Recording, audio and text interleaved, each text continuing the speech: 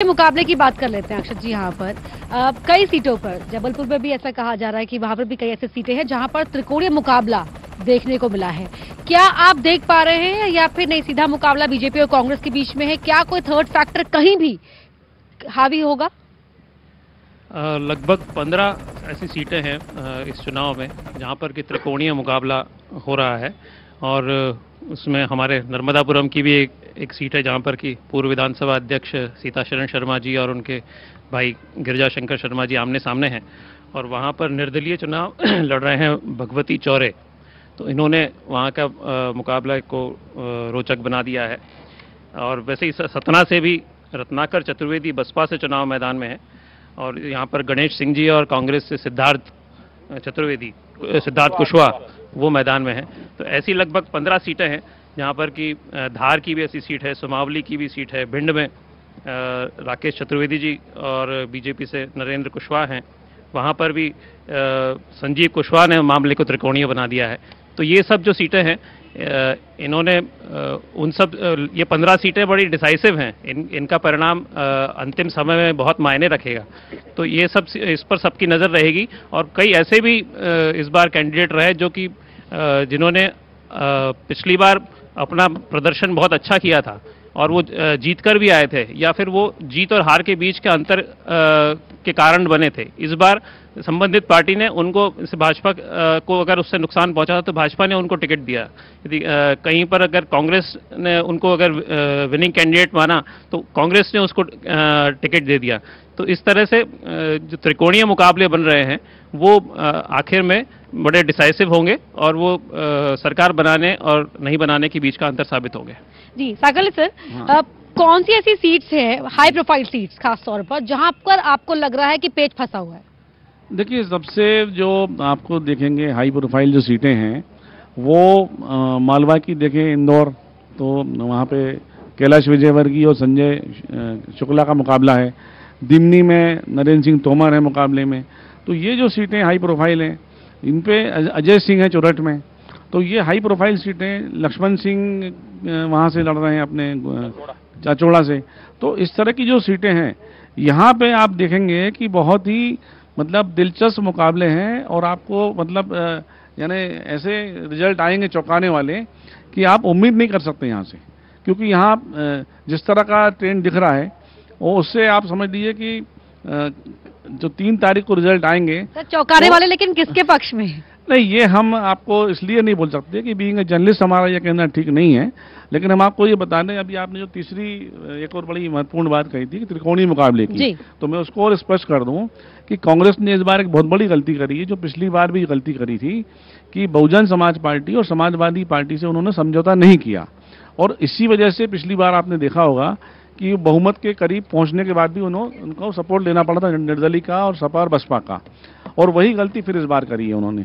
तो इससे भी जो कांग्रेस को बड़ा नुकसान हो रहा है और बीजेपी में भी इस बार बागी हैं, लेकिन बीजेपी और कांग्रेस के बागियों में बड़ा अंतर ये होता है कि बीजेपी में व्यक्ति गौण है और कांग्रेस में व्यक्ति महत्वपूर्ण है।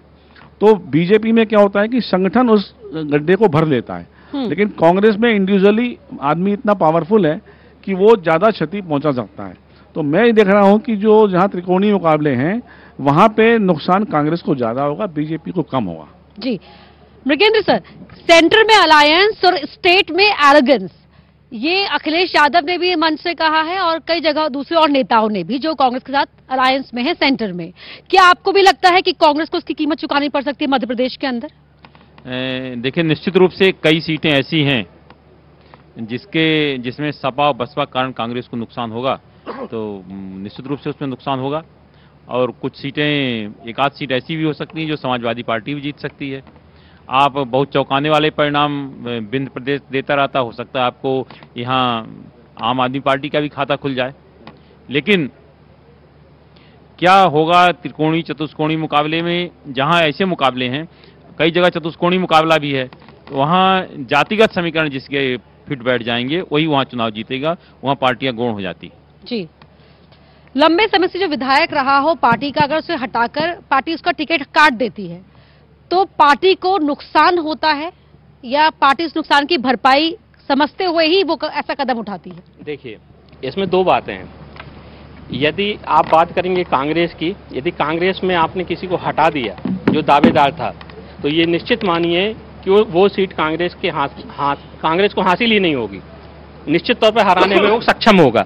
लेकिन यदि आप भारतीय जनता पार्टी के किसी कैंडिडेट को हटा दीजिए और किसी दूसरे को ला दीजिए तो उससे उस सीट पर कोई प्रभाव नहीं पड़ेगा। उसकी वजह यह है कि भारतीय जनता पार्टी जो है वो संगठन की पार्टी है और कांग्रेस जो है वो व्यक्तिगत वाली पार्टी है, यानी व्यक्ति ही चुनाव लड़ता है। इस चुनाव में आपने देखा होगा कि व्यक्ति ही चुनाव लड़ा, कांग्रेस पार्टी से, संगठन से बहुत ज्यादा तो हेल्प मिलती नहीं है।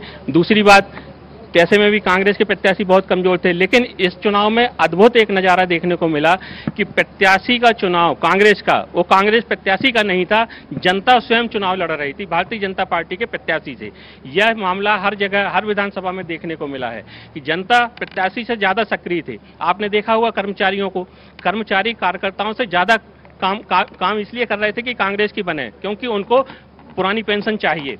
इसी तरह किसान इसलिए काम कर रहे थे क्योंकि उनको कर्ज अपना माफ कराना है, उनको बिजली का बिल अपना माफ कराना है, उनको फ्री बिजली चाहिए। और नए युवाओं में तो जोश था ही, इसलिए आप कहीं भी जाइए बदलाव की बयार इतनी ज्यादा है कि आपको 2003 का चुनाव याद आएगा। मतलब यदि 2003 वो था तो 2023 उसका बड़ा भाई है। अंतर केवल ये है कि 2003 में केवल 10 साल के शासनकाल में दिग्विजय सिंह जी का बहुत ज्यादा विरोध हो गया था, जनता उनसे बहुत ज्यादा नाराज हो गई थी। 2023 में जनता परिवर्तन के मूड में है, सरकार को बदलना चाहती है, लेकिन 18.5 साल के शासन के बाद भी व्यक्तिगत तौर पर शिवराज सिंह चौहान के खिलाफ जनता में नाराजगी नहीं है। ये शिवराज सिंह चौहान की बड़ी उपलब्धि है। लेकिन जनता इस चुनाव में पूरी तरह से बदलाव के मूड में थी, है, जो हमको क्षेत्र में दिखा। निश्चित तौर पर इसका फायदा कांग्रेस को मिलेगा।